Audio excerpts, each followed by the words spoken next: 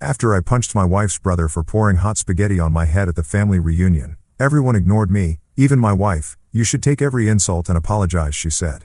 Instead of apologizing, I bought a one-way ticket to Hawaii. 5 minutes later, I received 315 desperate messages and calls. So, here's the thing about family reunions. They're like root canals. Except at least with root canals, you get good drugs and nobody expects you to smile through the whole damn thing.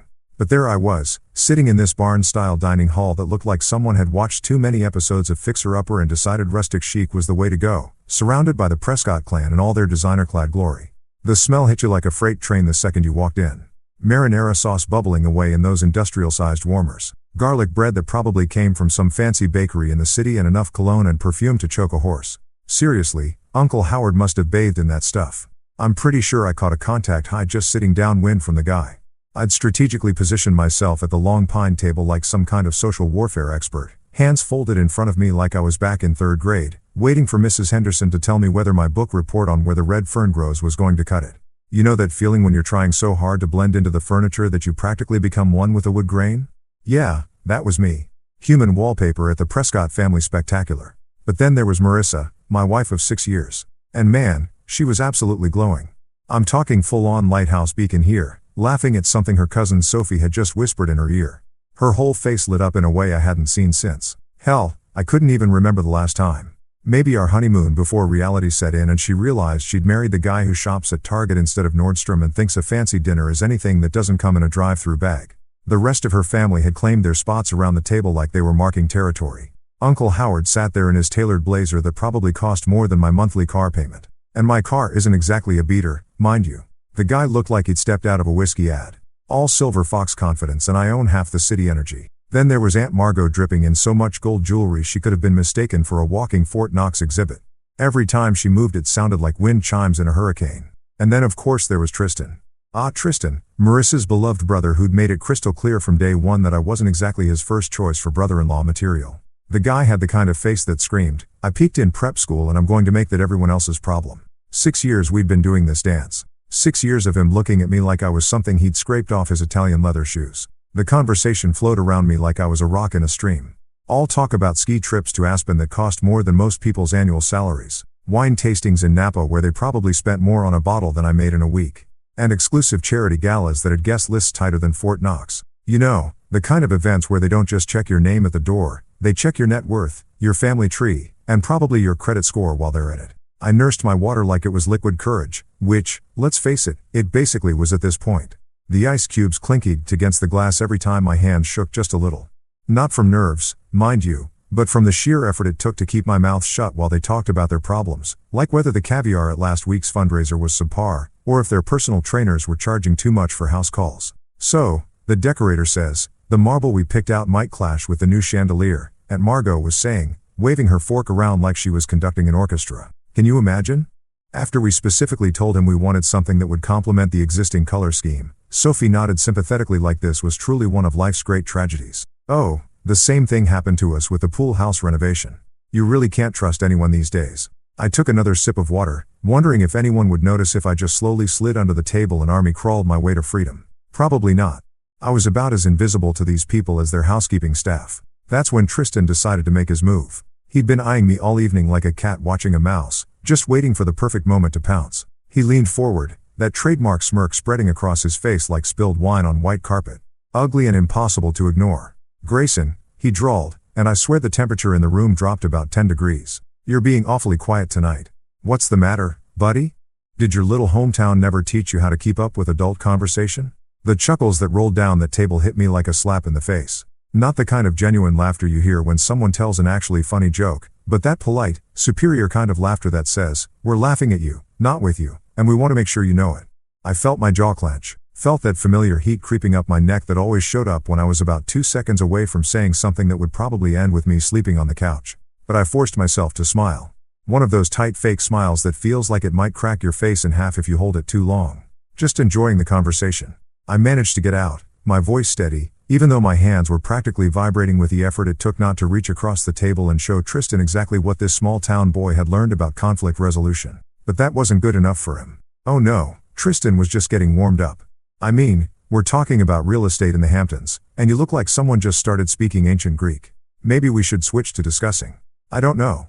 What do people talk about where you're from? Tractor pulls. County fair pie contests. More laughter. Louder this time. Even Uncle Howard cracked a smile like watching his nephew tear apart his niece's husband was quality family entertainment.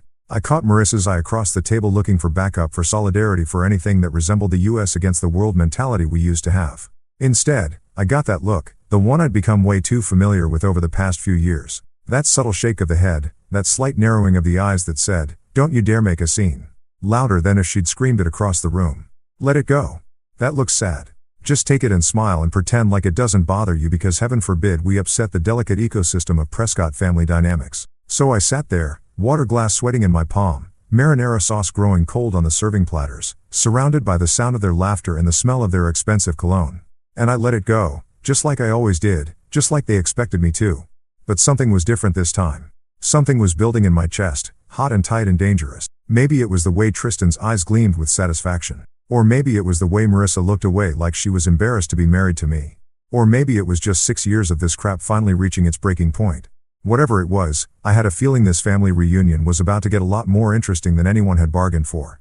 You know how they say time slows down right before a car crash? Well, apparently the same thing happens right before your brother-in-law decides to turn you into a walking Italian restaurant advertisement. 1 second. I'm sitting there picking at my Caesar salad, which by the way had enough anchovies to stock a small aquarium, and the next second, I'm watching Tristan rise from his chair like some kind of designer-clad villain in a really twisted dinner theater production. The conversation had moved on from my apparent lack of sophistication to discussing their latest investment properties. Uncle Howard was going on about some waterfront condo he just snagged in Miami, gesturing with his wine glass like he was conducting a symphony of his own awesomeness. "The view from the penthouse is absolutely divine," he was saying. "You can see clear to the horizon on a good day." "Oh, Howard, you simply must show us the photos again." Aunt Margot gushed, her gold bracelets jangling like a one-woman percussion section. "The marble in that kitchen is just exquisite." I was trying to calculate exactly how many months of my salary that condo probably cost when Tristan made his move. He stood up smooth as silk, reaching for the big ceramic serving dish that held enough spaghetti marinara to feed a small Italian village. For a split second, I thought he was just going for seconds. Hell, the guy ate like he had a hollow leg. Probably burned calories just from being such an ass. But then I saw it. That look in his eyes, the same look he'd had at Marissa's and my wedding when he'd accidentally bumped into me during the father-daughter dance, causing me to stumble and nearly take out the whole wedding party like bowling pins. Pure, calculated malice wrapped up in a Polo Ralph Lauren package. "Gayson," he said, his voice dripping with fake concern. "You look a little pale. Maybe you need some color in your life." That should have been my cue to duck, to roll, to do literally anything except sit there like a deer in headlights. But my brain was still processing the fact that a grown man, a 34-year-old investment banker who wore cufflinks to casual dinners, was actually considering what I thought he was considering. And then he did it. The ceramic dish tilted and suddenly I was getting an up-close and personal introduction to every ingredient in Aunt Margot's famous marinara recipe. Hot sauce hit my scalp first. Then came the noodles. Long slimy pasta sliding down my face like the world's worst facial treatment. The temperature was somewhere between fresh from the stove and third-degree burn. And I felt every drop as it soaked through my button-down shirt and pulled in my lap. For exactly 3 seconds, the entire dining hall went dead silent. Not the comfortable kind of quiet you get when everyone's focused on their food, but that horrible suffocating silence that happens when 30 people simultaneously realize they just witnessed something that definitely wasn't in the evening's program. Then Tristan started laughing. It wasn't just a chuckle or even a regular laugh. This was the kind of deep belly-shaking laughter that comes from pure unadulterated joy at someone else's humiliation. The sound echoed off the barn-style walls, bouncing around the room like it was specifically designed to make sure everyone heard just how funny he found the sight of his sister's husband wearing dinner instead of eating it.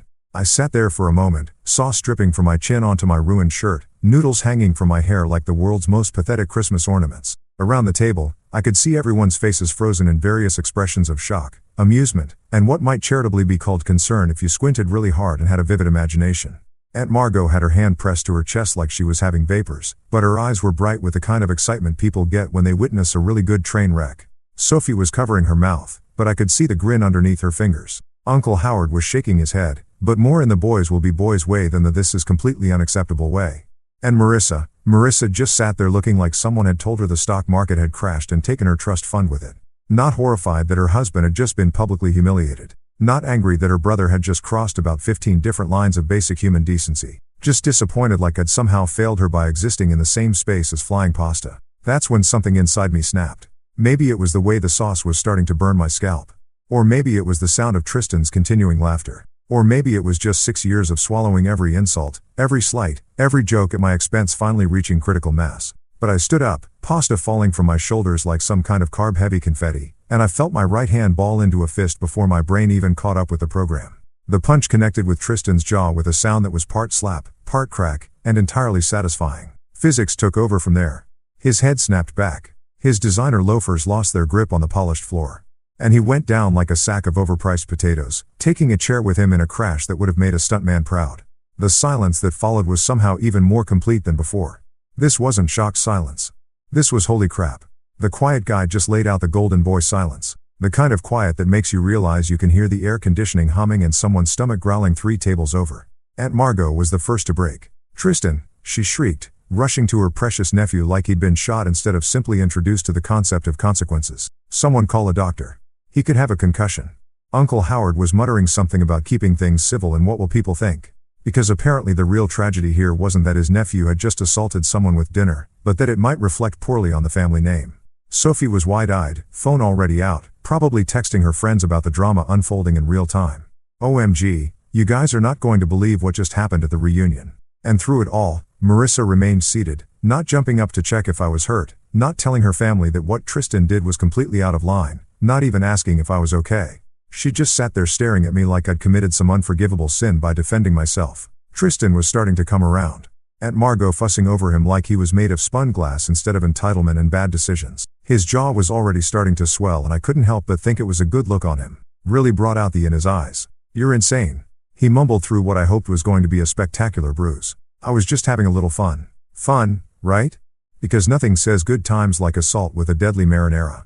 I wiped sauce from my eyes, feeling it stick to my fingers like some kind of Italian-flavored superglue, and looked around the room at all these people who were supposed to be family.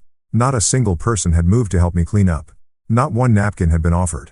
Nobody had said, "Hey, maybe dumping hot food on someone isn't exactly appropriate dinner behavior." Instead, they were all looking at me like I was the problem, like I was the one who'd violated some sacred family code by having the audacity to hit back when someone literally poured dinner on my head.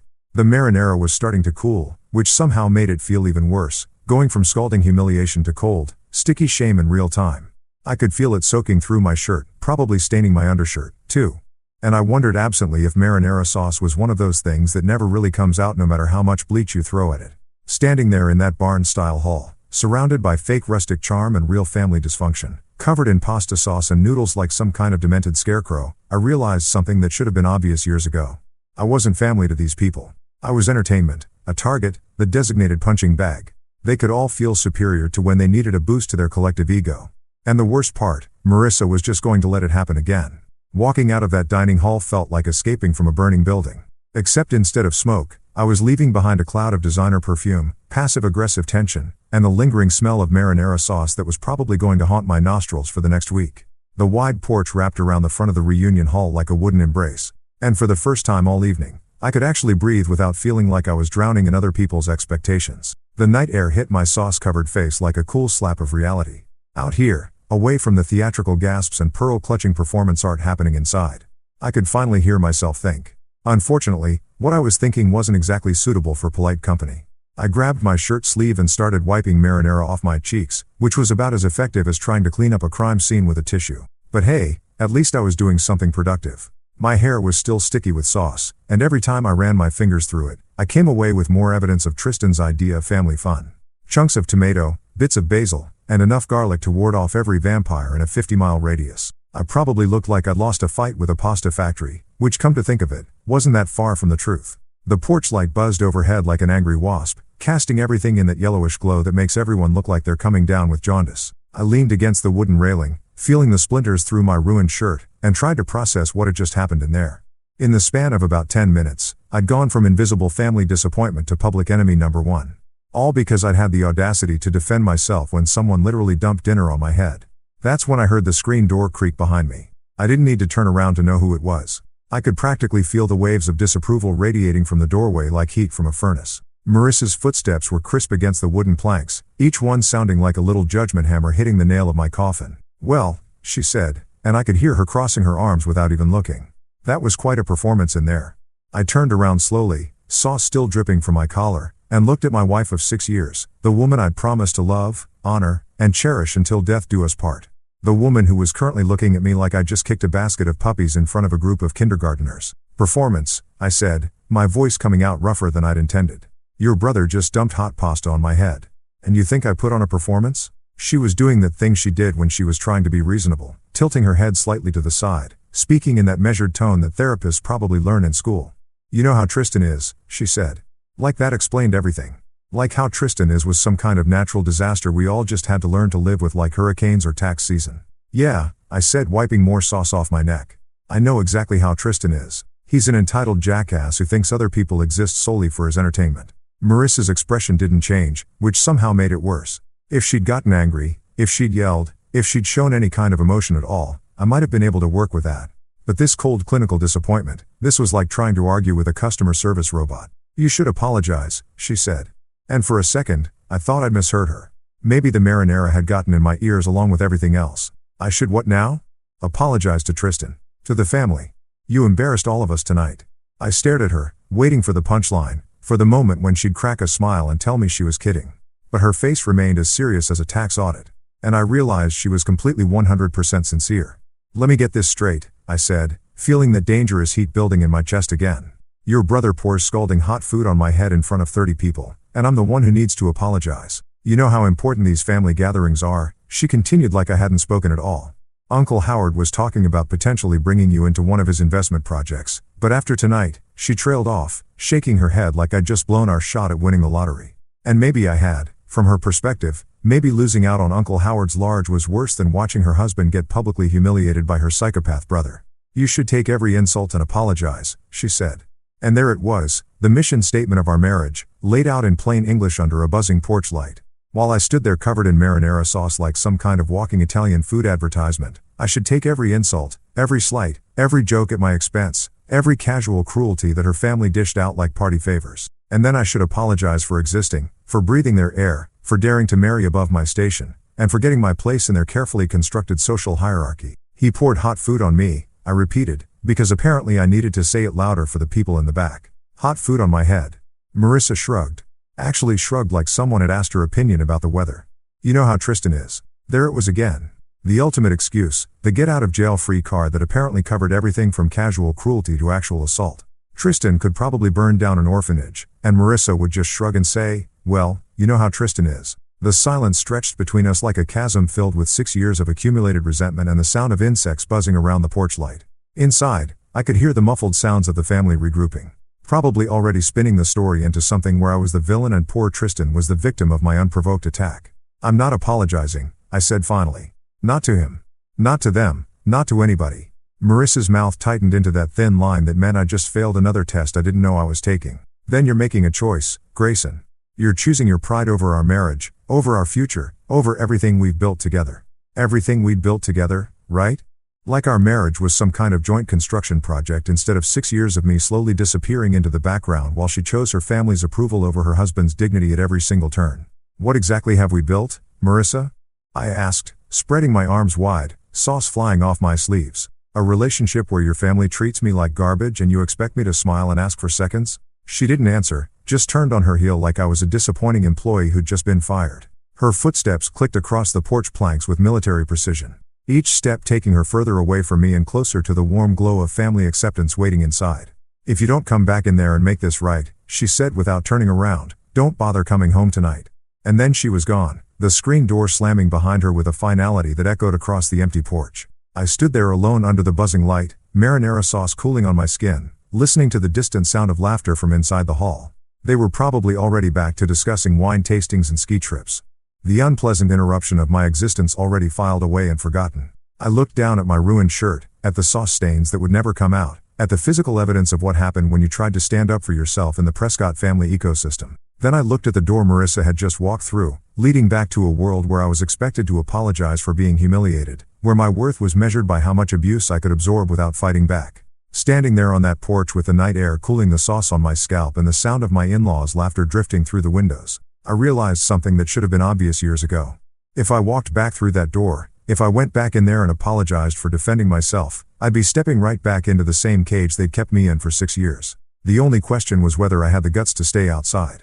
Driving away from that reunion hall felt like breaking out of prison. If prison was decorated in rustic barn chic and smelled like disappointed rich people, my hands were still shaking on the steering wheel. Not from adrenaline anymore, but from something that felt suspiciously like freedom. Every mile I put between myself and the Prescott family circus was another breath of air that actually belonged to me. My phone had been buzzing like an angry hornet trapped in a jar ever since I'd gotten in the car, lighting up the dashboard with notification after notification.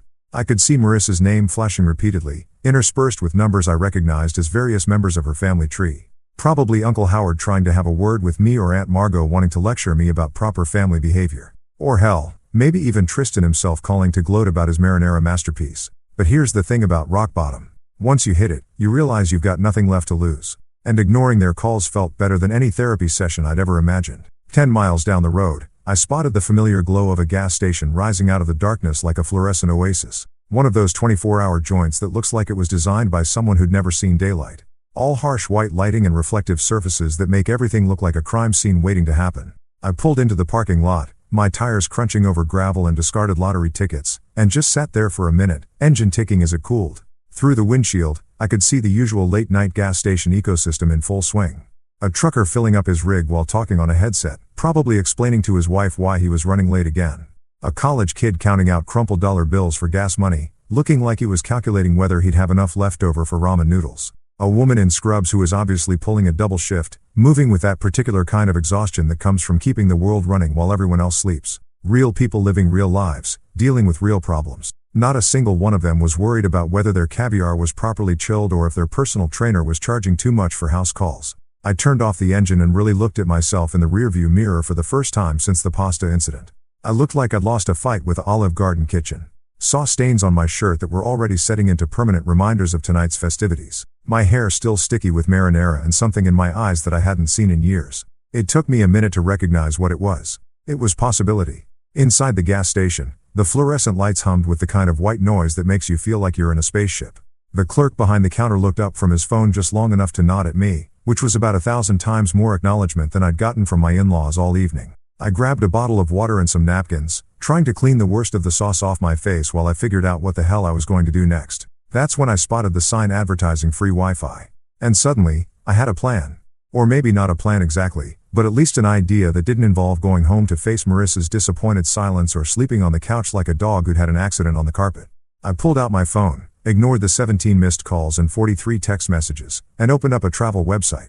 The screen loaded with all those cheerful vacation photos. Couples holding hands on beaches, families laughing over dinner, people living their best lives in places where nobody gave a damn about your pedigree or your portfolio. Where do you want to go? The search bar asked, cursor blinking patiently like it had all the time in the world for me to figure out my life. Anywhere, I thought. Anywhere but here. Anywhere but back to that house where I'd spent 6 years shrinking myself down to fit into spaces that were never meant for me in the first place. Somewhere warm, somewhere far away, somewhere nobody knew my name or cared about my marriage or expected me to apologize for existing. My fingers hovered over the keyboard for a moment and then I typed 4 letters that felt like a prayer. Awa. The search results populated faster than I expected, like the universe was just waiting for me to finally make a decision. Flights to Honolulu, hotel deals, car rentals, all the infrastructure of escape laid out in neat little rows with prices and times, and the promise of 80 degrees weather year-round. I clicked on the first airline result and found myself staring at a departure time that made my heart skip. Flight 447 to Honolulu, departing in 5 hours and 12 minutes. Red-eye special, probably full of honeymooners and people running away from their problems, which made it perfect for my current situation. The price made me was a little. One-way tickets aren't exactly budget-friendly, especially when you're buying them at the last minute. But then I thought about Uncle Howard's condo that cost more than most people's houses. About a Margot's jewelry collection that could probably fund a small country. About all the money the Prescott family threw around like confetti while treating me like I should be grateful for the privilege of breathing their air. Screw it. I pulled out my credit card. The one Marissa was always telling me to use more responsibly. The one that came with lectures about our budget and our future and our 5-year plan. Tonight, it was going to buy me something I hadn't had in years. A choice that was entirely my own. The booking process was surprisingly simple. Like the website understood, the people making these kinds of decisions at gas stations at 11 p.m. weren't looking for complicated forms and multiple confirmation screens, name, card number, confirmation of seat assignment. And suddenly, I was holding a digital boarding pass on my phone that said Grayson Mitchell, Honolulu, Hawaii, seat 23A. 23A, a window seat, which felt appropriate somehow. I'd be able to watch the mainland disappear beneath the clouds. Watch everything I'd been trying so hard to fit in to shrink down to nothing while I flew towards something completely unknown. The confirmation email hit my inbox with a cheerful ding, complete with helpful reminders about check-in times and baggage restrictions. Baggage restrictions. I almost laughed out loud right there in the gas station, surrounded by energy drinks and lottery tickets and the smell of Roller Grill hot dogs. What baggage was I going to bring? The shirt covered in marinara sauce. The years of accumulated resentment. The wedding ring that suddenly felt like it weighed about 50 pounds. I paid for my water and walked back out to the car. Phone buzzing again with another round of calls I had no intention of answering. 5 hours and 12 minutes until takeoff. Enough time to drive to the airport, park in long-term parking like I was going on a normal business trip instead of fleeing my entire life, and maybe grab some actual clothes that didn't look like they'd been used as target practice by an Italian restaurant. Sitting in the driver's seat, I looked at that boarding pass one more time. Grayson Mitchell, it said, not Grayson Prescott adjacent. Not Marissa's disappointing husband. Not the guy who didn't quite fit in at family dinners. Just Grayson Mitchell, passenger destination unknown. For the first time in 6 years, that felt like exactly the right name to be. You know that moment in action movies when the hero's phone starts going off like the world's most annoying alarm clock, and you just know that whatever peace and quiet they had is about to go straight to hell. Well, apparently my life had just turned into one of those movies. Except instead of international spies or alien invasions, I was dealing with something far more terrifying. The collective wrath of the Prescott family. 5 freaking minutes after I hit confirm purchase on that airline ticket and my phone lit up like the 4th of July had a baby with Times Square on New Year's Eve. The thing was vibrating so hard against the dashboard that I was half worried it might achieve actual flight before I did. I'd barely pulled out of the gas station parking lot when the first wave hit. Call after call, text after text, voicemail notifications piling up faster than I could even read the names. It was like watching a social media meltdown in real time, except instead of strangers on the internet, it was my own family in-law losing their collective minds because I'd had the audacity to leave their little performance without taking a bow. The irony wasn't lost on me that these people who couldn't be bothered to offer me a napkin when I was sitting there covered in marinara sauce suddenly had an urgent need to communicate now that I wasn't playing by their rules anymore. Marissa was leading the charge naturally. Her name kept flashing on the screen like a neon sign advertising disappointment. Where are you? Popped up in a text bubble followed immediately by don't do this and then you're making a scene because apparently leaving quietly after being humiliated was somehow more dramatic than dumping hot pasta on someone's head in front of 30 people. The logic of the Prescott family, ladies and gentlemen, always consistent in its complete lack of consistency. But Marissa was just the opening act. The real show started when Tristan got involved. I could practically see him holding an ice pack to his jaw while frantically typing threats into his phone, probably feeling like the victim in all this. His messages started pouring in faster than I could delete them. You're done. Followed by I'll have you arrested and my personal favorite. You have no idea what you've started. What I'd started, right?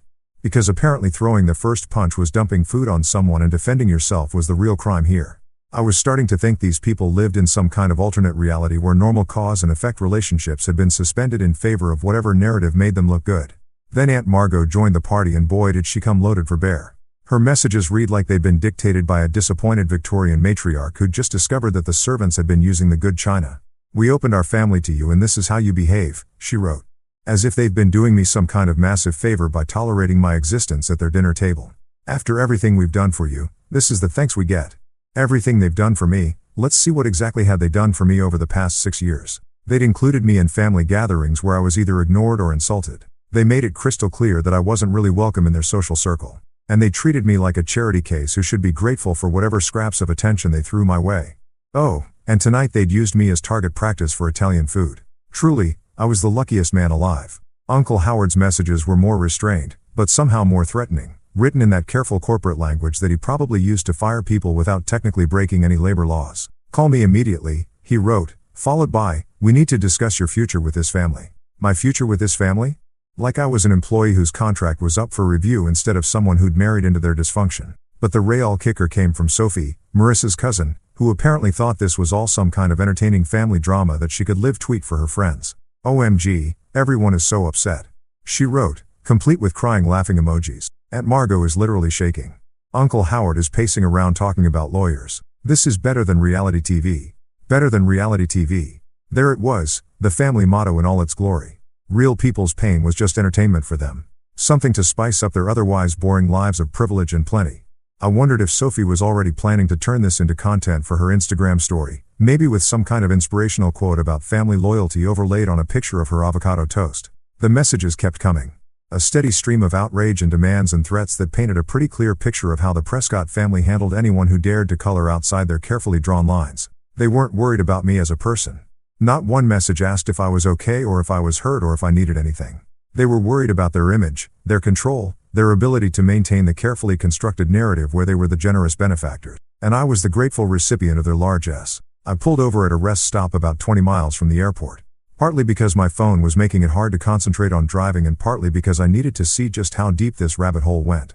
The parking lot was nearly empty except for a few long-haul truckers catching some sleep and a family with small kids making an emergency bathroom stop. Sitting there under the fluorescent lights of the rest stop, I started scrolling through the messages more carefully. And that's when I noticed something that shouldn't have surprised me, but somehow still did. Not a single one of them mentioned the fact that Tristan had dumped hot food on my head. Not one message said, "Hey, maybe my brother/nephew/son was out of line."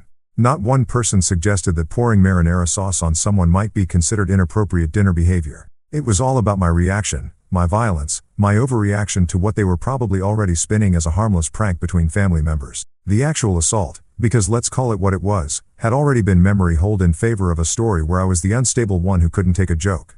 The counter on my phone showed 315 total notifications, and they were still climbing. 315 separate attempts to drag me back into their web of dysfunct. 315 reminders of why I'd bought that plane ticket in the first place. But here's what struck me as I sat there in that rest stop parking lot surrounded by the honest exhaustion of people traveling for real reasons. Work, family visits, moving across the country for new jobs. These messages weren't from people who cared about me. They were from people who cared about maintaining their version of reality where they could treat people however they wanted and never face any consequences. Not one message said, "Are you okay?" Not one person asked if the sauce had burned my skin or if I needed medical attention. Not one member of Marissa's family seemed to think that maybe, just maybe, they should be apologizing to me instead of demanding that I apologize to them. I looked at that growing pile of digital outrage, all those words and threats and demands, and realized something that felt like a weight lifting off my shoulders. I didn't owe these people anything. Not an explanation, not an apology, not even a response. So, I did something that felt better than any comeback I could have written, better than any angry phone call I could have made, better than any dramatic confrontation I could have staged. I turned off my phone and put it in my bag, cutting off their access to me as simply as flipping a switch. The silence that followed was more satisfying than any argument I'd ever won. You know how people always say that airplane air is recycled and gross and makes you feel like you're breathing through a dirty sock? Well, let me tell you something. After 6 years of breathing the suffocating atmosphere of Prescott family expectations, that recycled airplane air tasted like pure freedom with a hint of peanuts and possibility. The red-eye flight to Honolulu had been exactly what I'd needed. 5.5 hours of enforced silence with nothing but the hum of engines and the occasional snore from the businessmen in 24B.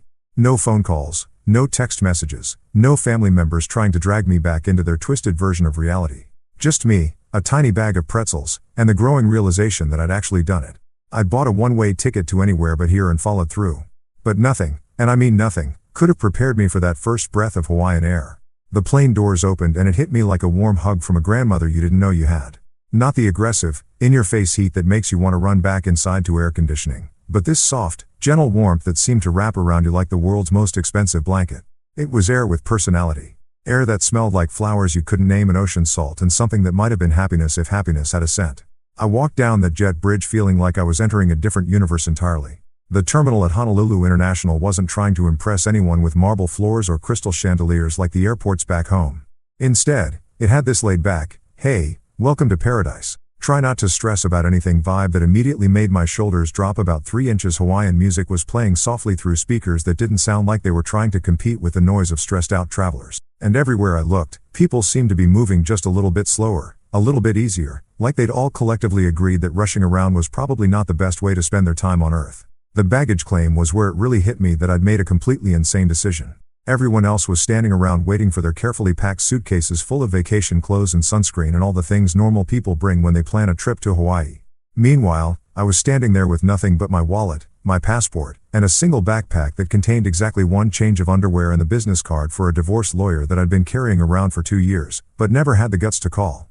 That's when I realized I was going to need somewhere to stay and probably some clothes that didn't smell like marinara sauce and poor life choices. I pulled out my phone, which I'd reluctantly turned back on once the plane landed, and started scrolling through Airbnb listings, trying to find something that said, "Yes, we welcome people who've just blown up their entire lives on a whim." Most of the listings look like they've been photographed by people who've taken a masterclass in making small spaces look like luxury resorts. Lots of carefully staged photos with perfectly placed pineapples and artfully rumpled white linens that probably cost more per night than I made in a week. But then I found one that was different. The photos were clearly taken by someone who just pointed their phone at stuff and clicked. No fancy lighting or strategic fruit placement. Just a small beachfront place with weathered wooden furniture and windows that actually look like they opened to let in real air instead of Instagram-worthy filtered light. The description was written by someone named KMO and it simply said clean, quiet, close to beach. Good for people who want to think or people who want to stop thinking. Your choice. Perfect. I booked it for a week, which felt like either the most reasonable decision I'd made in years or the most irresponsible, depending on how you looked at it.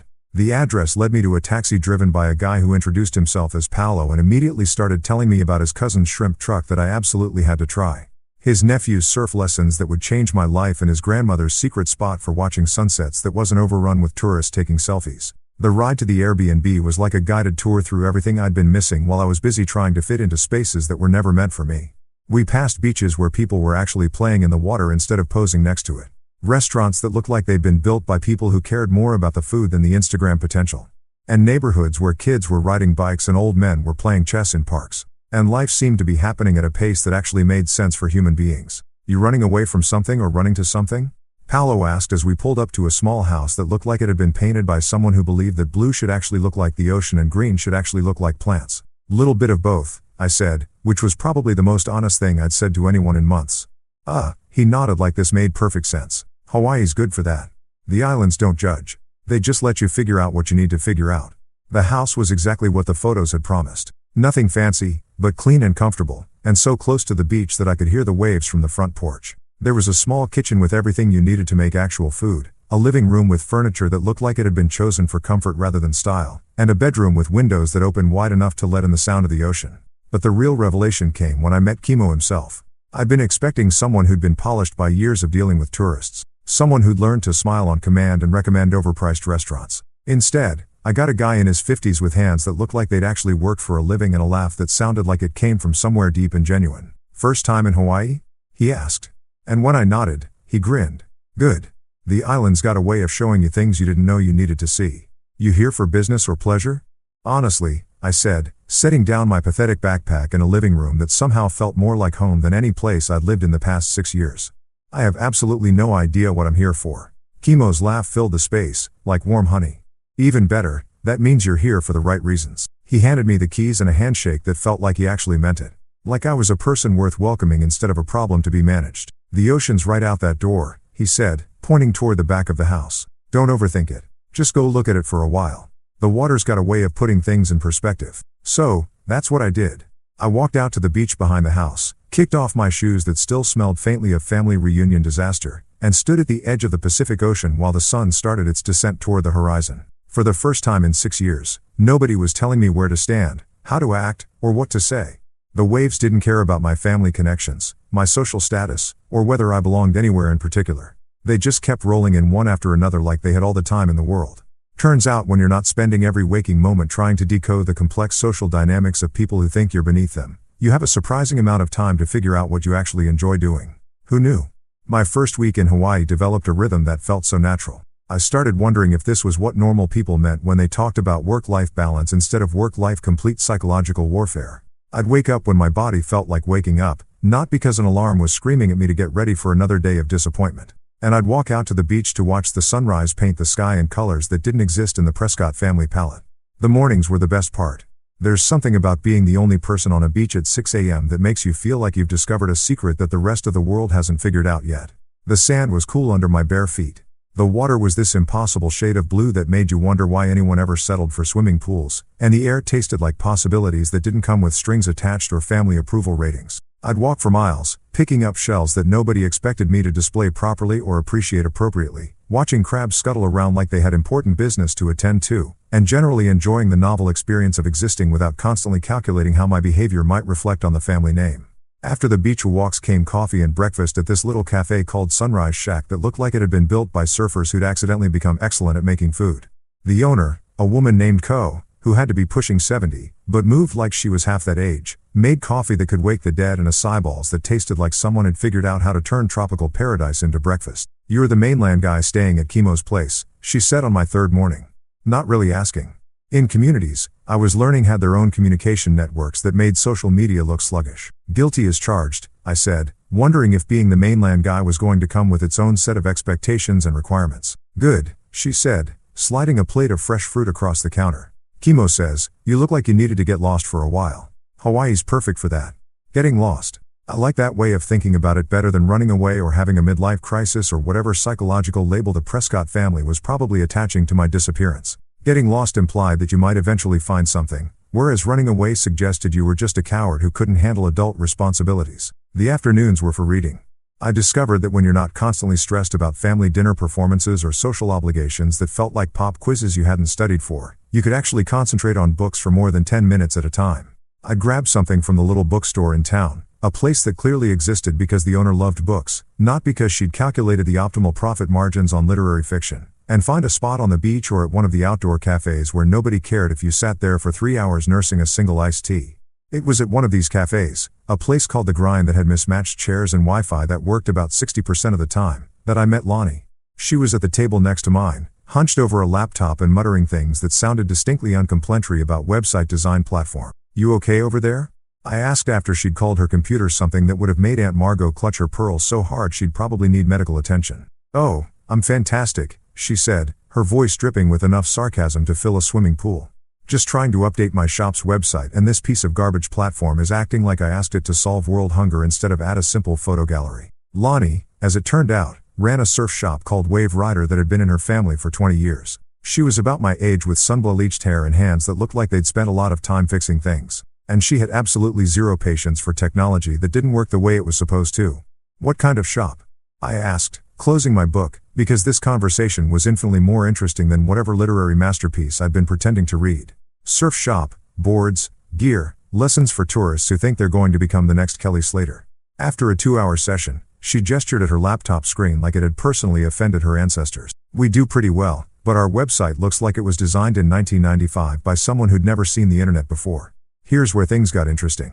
Back in my previous life, the one where I spent most of my time trying to disappear into furniture at family gatherings, I'd actually been pretty good at website design. It was something I'd picked up in college and kept doing on the side, mostly for small businesses that couldn't afford the big fancy agencies that charge more for a logo than most people made in a month.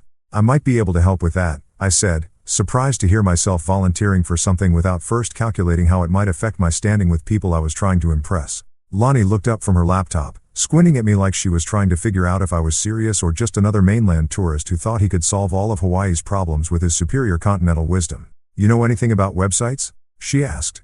A little, I said, which was probably the most understated thing I'd said since arriving in paradise. Mind if I take a look? What followed was the most fun I'd had working on anything in years. Lonnie's existing website was indeed a disaster of epic proportions, broken links, photos that loaded sideways, and a color scheme that looked like it had been chosen by someone who'd never seen an actual ocean. But it wasn't unfixable, just neglected. We spent the next 3 hours completely rebuilding the thing from scratch. Lonnie provided the content and the vision. She knew exactly what her customers needed and how they thought while I handled the technical stuff that made her want to throw her laptop into the nearest volcano. You want clean, simple, easy to navigate, I said, pulling up examples of sites that actually worked. Nothing fancy, just functional. People want to see your boards, check your lesson schedules, maybe read some reviews from happy customers. Exactly, she said, and I realized it had been months since someone had responded to one of my ideas with genuine enthusiasm instead of polite tolerance or outright dismissal.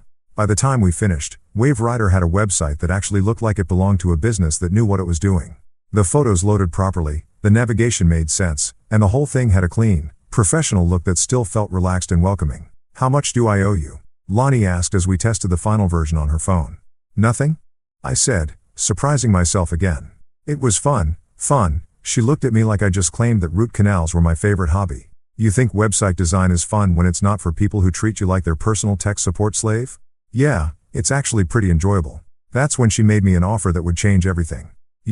I've got a couple of friends who run businesses around here. They're all dealing with the same kind of website disasters. If you're interested in picking up some side work while you're getting lost, I could put in some good words. Side work, not charity, not family obligations, not doing favors for people who'd never return them. Actual work that I'd chosen to do for people who appreciated it at my own pace and on my own terms. Sitting there at that mismatched table, watching the sun start its descent toward the horizon while Lonnie scrolled through her new website with obvious satisfaction, I realized something that should have been obvious, but somehow felt revolutionary. This was the first time in years that I'd done work that felt like it belonged to me. Not work that I did to impress my in-laws. Not projects designed to boost my standing in some social hierarchy I'd never signed up for, but actual work that solved real problems for real people who treated me like a human being instead of a convenient disappointment. Yeah, I said, watching a couple of surfers paddle out to catch the evening waves.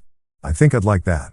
2 weeks in paradise had done something weird to my relationship with technology. Back in my old life, my phone was basically a digital leash that kept me connected to every disappointment, obligation, and passive-aggressive family text thread that made up my daily existence. Here in Hawaii, the thing had been sitting in a drawer like a piece of radioactive waste that I was pretty sure would kill me if I got too close to it. But eventually, reality has a way of knocking on your door, even when that door happens to be attached to a beachfront bungalow in the middle of the Pacific Ocean. My phone battery had finally died sometime during week 1, and I'd been perfectly content to let it stay that way. Dead phones can't deliver bad news, can't remind you of the life you left behind, and can't buzz with notifications from people who think you owe them explanations for your own happiness. Unfortunately, they also can't be used to run a business, and Lonnie's referrals were starting to pile up faster than I could handle with just her laptop and the questionable Wi-Fi at the grind. 3 local businesses wanted website overhauls. 2 needed complete e-commerce setups, and a local artist wanted an online gallery that didn't look like it had been designed by someone who'd learned HTML from a cereal box. So, there I was, standing in the little electronics shop in downtown Honolulu, holding a phone charger and trying to work up the courage to plug my phone back into the world I'd left behind. The shop owner, a guy named Dave, who looked like he'd been selling electronics since before smartphones were even a twinkle in Steve Jobs' eye, was watching me stare at the charger like it might explode. "You okay, man?" he asked. "You look like you're about to defuse a bomb instead of charge a phone." "Something like that?" I said, handing him a 20 and wondering if there was any way to Back at the bungalow, I plugged the thing in and watched it slowly come back to life with all the enthusiasm of someone waiting for their STD test results. The Apple logo appeared, followed by the home screen, followed by the most ridiculous notification badge I'd ever seen in my life. 347 unread messages. 347. I sat there on Chemo's comfortable old couch, listening to the waves crash outside and watching that number blink at me like a neon sign, advertising everything I'd been successfully avoiding for the past 2 weeks. Part of me wanted to throw the phone right back in the drawer and pretend I'd never seen it. Part of me was curious about just how deep the rabbit hole of family outrage had gotten in my absence. Curiosity won, because apparently I'm a glutton for punishment. The voicemail box was completely full. 37 messages that I was pretty sure would contain enough guilt, manipulation, and threats to power a small city. I started with those, figuring I might as well get the worst of it over with first. Marissa's voice hit me like a cold slap of reality. The first few messages were angry. Really angry. "Where the hell are you, Grayson? You can't just disappear like this. We need to talk. Call me back immediately." Her voice had that sharp edge it got when she was trying to control something that wasn't cooperating, like a broken appliance or a husband who'd finally grown a backbone. But as the messages progressed, the anger shifted to something that was almost worse. Strategic crying. By message number 12, she was sobbing into the phone about how worried she was. How she just wanted to know I was safe. How we could work through this if I'd just come home and talk to her like a reasonable adult.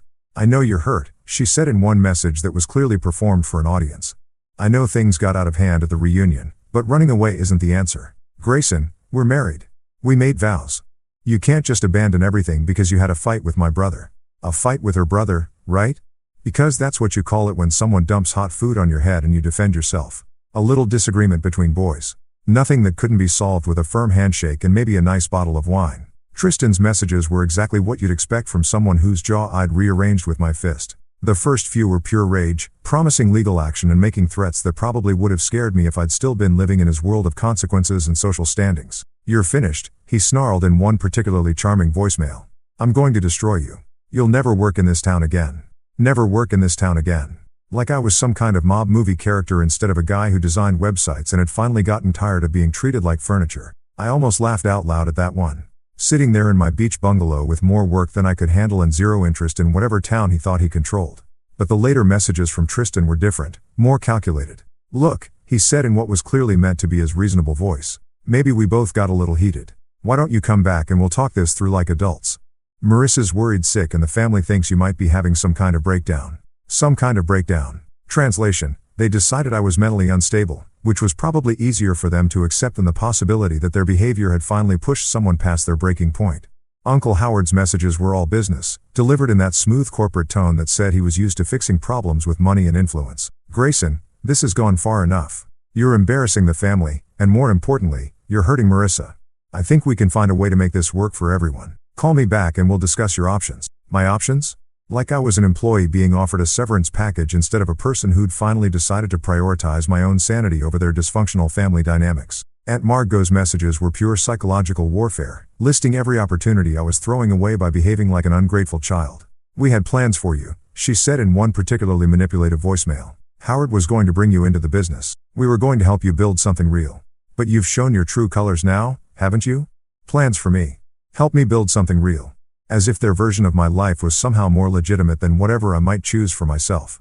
As if success could only be measured by how well I fit into their predetermined mold of what a proper Prescott family member should look like. But the real kicker came from Sophie, who'd apparently appointed herself the family's social media correspondent. Her messages were breathless updates on the family drama, delivered like she was reporting from the front lines of a particularly juicy reality show. Everyone's talking about you, she said in one message that was equal parts excited and horrified. Aunt Margot thinks you've joined a cult or something. Uncle Howard keeps muttering about hiring a private investigator. And Marissa?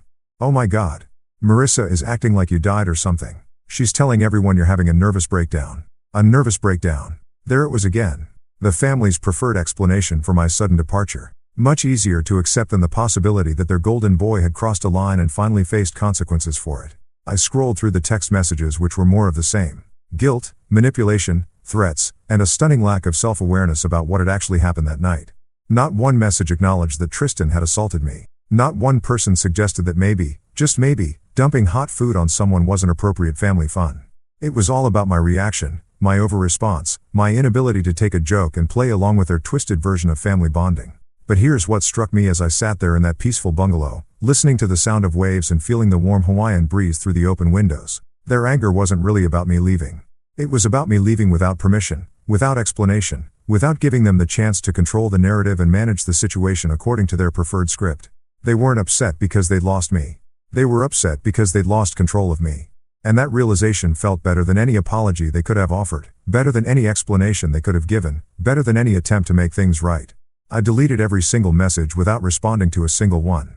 No explanations, no justifications, no carefully worded emails trying to make them understand my perspective. Just silence. The kind of silence that says more than any argument ever could. You know what's funny about making a decision that everyone back home thinks is completely insane?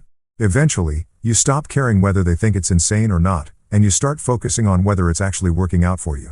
And let me tell you, 3 weeks into my Hawaiian adventure, things were working out better than I had any right to expect. The website work that had started with helping Lonnie had turned into something that looked suspiciously like an actual business. Word travels fast in island communities, especially when that word is mainland guy who can make your crappy website stop sucking without charging you a fortune. My phone, the same phone that had been buzzing with family drama and threats just a week ago, was now ringing with calls from local business owners who had actual problems they wanted me to solve. There was Maria, who ran a food truck called Island Fusion and needed an online ordering system that didn't crash every time more than 3 people tried to use it simultaneously. There was Tommy, a fishing charter captain whose website looked like it had been designed by someone who'd never seen a boat, let alone been on one. And there was Elena, who made jewelry from beach glass and shells and wanted an e-commerce site that captured the spirit of her work without looking like every other generic craft store on the internet. Real work for real people with real problems. It was a revelation that probably shouldn't have been as surprising as it was. But after years of doing favors for Marissa's family connections, people who treated web design like some kind of mysterious voodoo and expected miracles while complaining about every invoice, working with folks who actually appreciated what I was doing felt like discovering a new planet. The best part was that nobody here knew about my previous life as the family disappointment. To Maria, I was just the guy who fixed her website so customers could actually place orders without wanting to throw their phones into the ocean. To Tommy, I was the computer wizard who made his charter business look professional enough to compete with the big resort operations. To Elena, I was the person who figured out how to make her art look as beautiful online as it did in real life. None of them cared that I'd never been good enough for the Prescott family standards. None of them expected me to apologize for existing or to constantly prove that I deserved to breathe the same air as my social betters. They just wanted someone who could solve their problems without talking down to them or charging them like they were funding a space mission. The work was good, but the real breakthrough came on Friday evenings at the pier with Chemo. It had started accidentally. I'd been walking along the waterfront around sunset trying to clear my head after a long day of coding when I'd spotted him sitting on a bench with a cooler full of beer and a smile that could power the whole island. "Mainland guy," he called out, waving me over like we'd been friends for decades instead of casual acquaintances who'd exchanged maybe 50 words total. Perfect timing. I was just about to watch the sun do its thing, And beer always tastes better when you've got someone to share it with. That first Friday had turned into a weekly tradition that I looked forward to more than I'd looked forward to anything in years. Kimo had this way of talking that made everything seem both completely serious and totally relaxed at the same time. He'd worked construction for 30 years, raised 3 kids who were all doing well for themselves, and had opinions about everything from local politics to the best way to grill fish that were both informed and completely unpretentious. "You settling in okay?" he asked during our 3rd beer summit. Watching a cruise ship slide past the harbor like a floating city of tourists who'd probably never see the real Hawaii. "Better than okay," I said, surprised to realize how true that was. "This place is starting to feel like home." "Good," he nodded, taking a long pull from his beer. "Hawaii's got a way of calling to people who need it. Not everyone hears it, but when you do, you know." We'd sit there watching the sun paint the sky in colors that didn't exist in any of the fancy art galleries the Prescott family liked to frequent, talking about everything and nothing while fishing boats headed out for the night shift and joggers made their evening rounds along the waterfront. Sometimes we'd talk about work. Kimo was full of stories about construction projects that had gone hilariously wrong and clients who'd made requests that defied both physics and common sense. Sometimes we talk about family, his kids, his grandkids, his wife who'd passed away 5 years ago and who he still missed every single day. But mostly we just exist in the same space without any pressure to perform or impress or justify our presence. It was the kind of friendship that developed naturally based on mutual enjoyment of each other's company rather than social obligation or family connection or any of the complicated dynamics that had governed most of my relationships back in my previous life. "You ever miss it?" he asked one evening, gesturing vaguely in the direction of what I assumed was the mainland. "Whatever you left behind to end up here?" I thought about that question longer than I probably needed to. Did I miss anything about my old life? The house that had never really felt like mine. The family gatherings where I was tolerated rather than welcomed. The constant feeling that I was failing some test that nobody had bothered to explain to me. "I miss the idea of it," I said finally. "I miss thinking that I had a place where I belonged, even if that place never actually existed." Kimo nodded like this made perfect sense. "That's the difference between missing something real and missing something you wished was real. One's worth going back for, the other's just nostalgia for a life you never actually had." The more time I spent in Hawaii, the more I realized he was right. I wasn't homesick for my actual life. I was homesick for the version of my life that had never existed outside my own hopeful imagination. The version where Marissa's family accepted me as an equal. Where Tristan treated me like a brother instead of a target. Where I fit into their world without having to shrink myself down to accommodate their expectations. But that version had never been real, and pretending it might someday become real had cost me years of actual happiness in favor of hypothetical approval from people who'd never actually intended to give it. The island routine was healing something in me that I hadn't even realized was broken. Morning walks on the beach where nobody expected me to network or make small talk about my career prospects. Afternoons working on projects that people actually appreciated instead of endured. Evenings watching sunsets with a friend who liked me exactly as I was instead of constantly hinting at ways I could improve myself to better fit his social circle. For the first time in years, maybe ever, I was living a life that felt like it belonged to me instead of everyone else. The work I was doing was work I'd chosen for people I genuinely liked at a pace that felt sustainable instead of frantic. The friendships I was building were based on mutual respect and shared interests instead of family obligation or social climbing. It wasn't the life I'd planned when I was sitting in that gas station 3 weeks ago, buying a one-way ticket to anywhere that wasn't where I'd been. But it was a life that fit me in ways that my carefully constructed previous existence never had. And for the first time since I could remember, I was excited about tomorrow instead of dreading it. 3 months, 93 days since I'd walked out of that barn-style reunion hall covered in marinara sauce and bruised dignity. And I was sitting in a lawyer's office in downtown Honolulu, signing papers that would officially end the longest mistake of my adult life. The lawyer, a woman named Patricia Kim, who had the kind of no-nonsense efficiency that made you understand why she'd built a successful practice, slid the final divorce papers across her desk with a smile that suggested she'd seen this particular brand of liberation many times before. "Congratulations," she said as I signed my name on the last page. "You're officially a free man." Free man. The words hit me differently than I'd expected. Not with relief. Exactly. And definitely not with regret, but with something that felt like possibility wrapped in acceptance. I was free, but more importantly, I was free by choice rather than circumstance. I'd chosen this path step by step, decision by decision. From that first moment, I decided not to apologize for defending myself to this final signature that severed the last legal tie to a life that had never really fit. The apartment above Lonnie's surf shop had become available 2 weeks ago when the previous tenant, a yoga instructor named Rainbow, who was probably born with a much more conventional name, had decided to follow her chakras to Sedona or some other place where people took spiritual guidance from crystal seriously. Lonnie had offered me the space before it even hit the market, which was either a sign of friendship or a practical business decision based on the fact that I'd already fixed her computer system 3 times and installed a security camera that actually worked. Either way, I jumped on it faster than a tourist jumping away from a Portuguese man of war. The place was small, basically a studio with a kitchen alcove and a bathroom that required some creative maneuvering, but it had windows that opened wide enough to let in the constant sound of waves and a view of the ocean that made every morning feel like a vacation commercial. Moving in had been the easiest relocation of my life, mainly because I owned exactly 3 suitcases worth of stuff and had developed a deep appreciation for the minimalist lifestyle. No family heirlooms to worry about. No furniture that came with emotional baggage. No wedding photos to pack away in boxes labeled "deal with this later."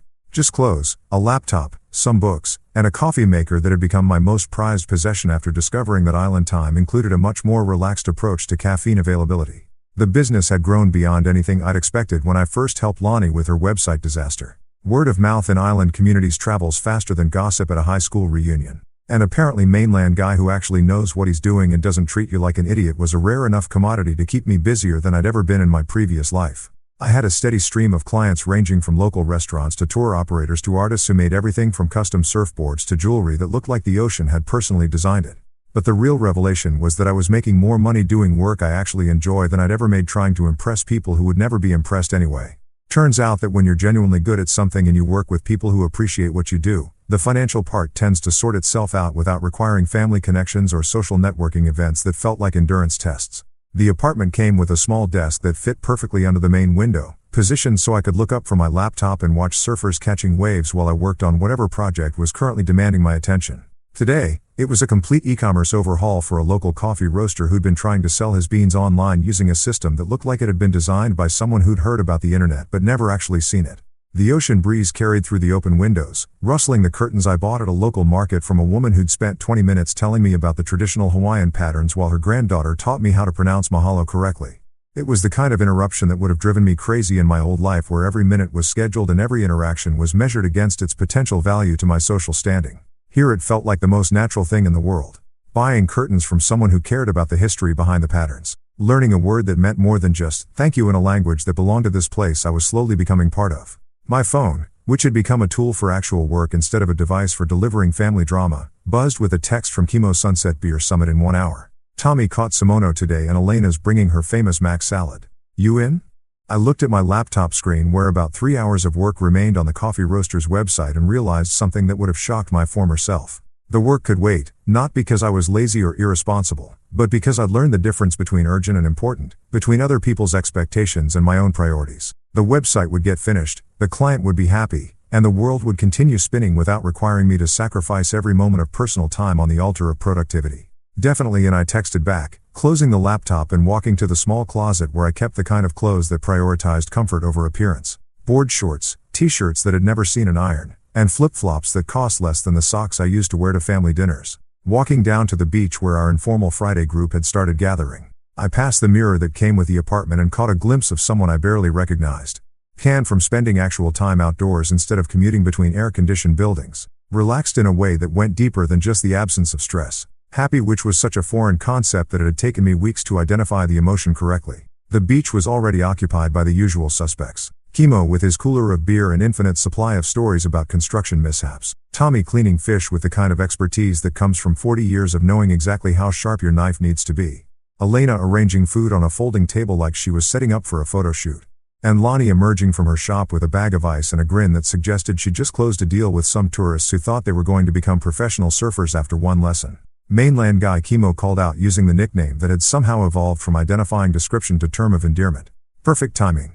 Tommy just finished telling us about the time he accidentally caught a monk seal and had to explain to the Coast Guard why he was hugging a federally protected species. This was my life now. Friday evening fish and beer with people who'd become family, not through marriage or blood or social obligation, but through the simple process of choosing to show up for each other week after week. No dress code, no hidden agendas, no complex dynamics that required a decoder ring and a sociology degree to navigate. Just people who liked each other sharing food and stories while the sun painted the sky in colors that never got old, no matter how many times you watched the show.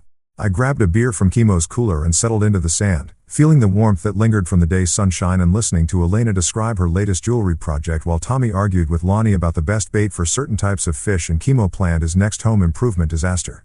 Somewhere on the mainland, my former in-laws were probably still discussing my disappearance, still trying to figure out how to spin my departure into a story that made them look like the victims. Marissa had probably moved on, found someone more suitable to the family standards, someone who understood the importance of proper behavior at social gatherings, and never confused self-respect with selfishness. And for the first time since I'd known any of them, I genuinely hoped they were happy. Not because I missed them or wanted to reconcile, but because their happiness was no longer connected to mine.